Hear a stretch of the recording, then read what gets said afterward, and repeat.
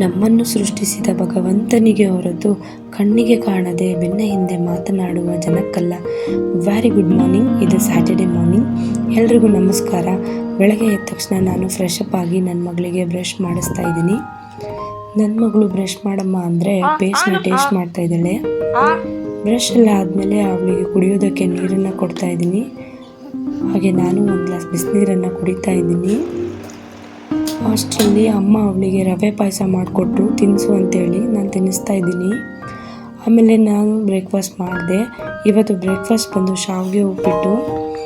And ನನ್ನ ಮಗಳು ಏನೋ ಬರೀತೀನಿ ಪೆನ್ನು ಪೇಪರ್ ಕೊಡಮ್ಮ ಅಂದ್ಲು, ಕೊಟ್ಟೆ. ಅವಳು ಬರೆಯೋದನ್ನು ನೋಡ್ತಾ ಕೂತಿದ್ದೆ. ಆ್ಯಂಡ್ ಇವತ್ತು ಆಫ್ಟರ್ನೂನ್ ಉಪವಾಸ. ಮತ್ತು ನನ್ನ ಮಗಳು ಫ್ರೆಶ್ ಅಪ್ ಆಗಿ ಬಂದಳು.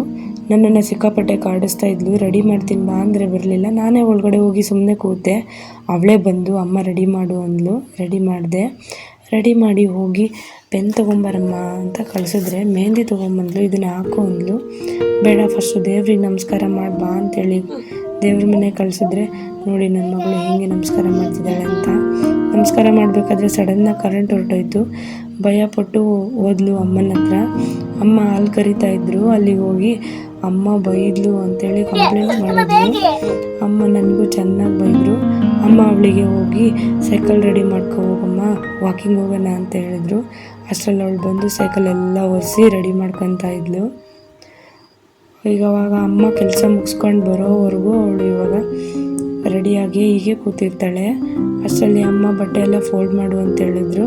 ನನ್ನ ಬಟ್ಟೆ ತೊಳೆದಿರೋ ಬಟ್ಟೆಗಳನ್ನೆಲ್ಲ ಫೋಲ್ಡ್ ಮಾಡಿದೆ. ಅಷ್ಟರಲ್ಲಿ ಅಮ್ಮ ಬಂದು ಅಡುಗೆ ಎಲ್ಲ ರೆಡಿ ಮಾಡಿದ್ರು.